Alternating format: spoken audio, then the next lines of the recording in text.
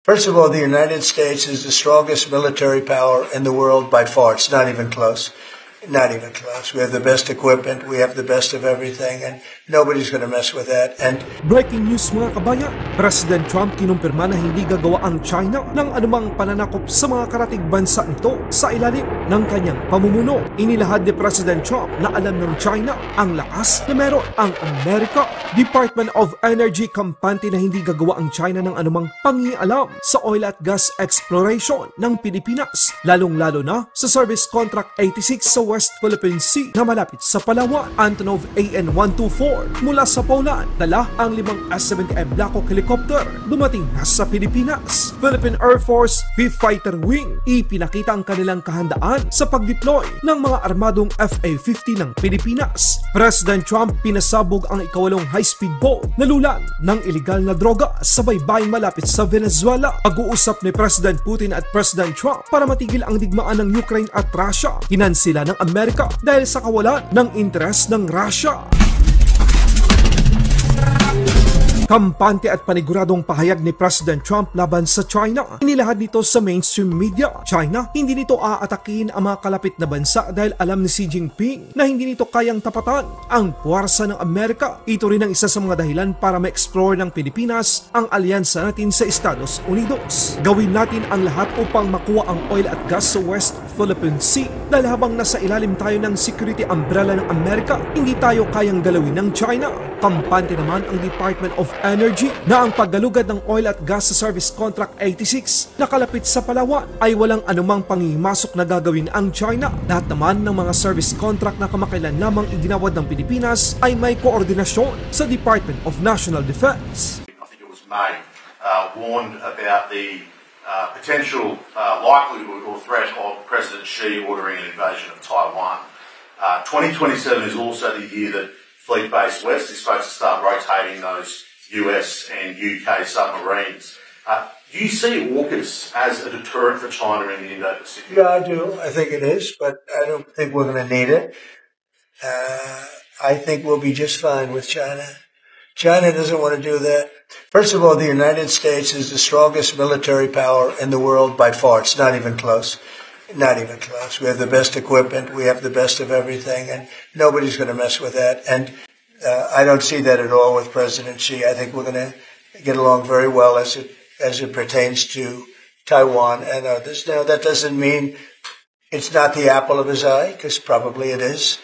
But I don't see anything happening. President Trump wala pa rin kupas matapos mapatiklop si President Maduro sa ipinakitang show of force ng US power malapit sa Venezuela. Isa na namang high-speed boat ang pinasabog ng US Air Force sa karagatan malapit sa Venezuela matapos itong madetect ng puwersa ng Amerika na meron itong dalang mga iligal na droga papuntang Amerika. Mga bago at karagdagang S-70M Black Hawk helicopter dumating na sa Pilipinas. Ang Antonov Airlines AN-124 na may tail number UR-82008 ay dumating na sa Clark Air Base. Dala ang ika-4 na batch ng mga S-70M Black Hawk combat utility helicopter ng Philippine Air Force mula sa bansang Poland. Kapag naging operational na ang 5 bagong mga S-70M Black Hawk helicopters na ito, magiging 35 na ang mga operational at ang 12 naman ay kailangang pang ma-deliver ng Poland sa Pilipinas. Kaya maging ang Lockheed Martin ay kinilala ang Pilipinas na may pinakamaraming S-70M Black Hawk helicopter na ino-operate sa buong mundo. Dati, ayon sa mga makakaliwa, aanin daw natin ang mga helicopter na ito. Pero noong nagkaroon ng pandemic at maraming mga bagyo, nakita ng mga Pilipino ng mga S-70M Black Hawk helicopter ang workhorse ng Philippine Air Force upang magdala ng mga gamot, relief goods at iba pang tulong mula sa gobyerno at pribadong sektor upang matulungan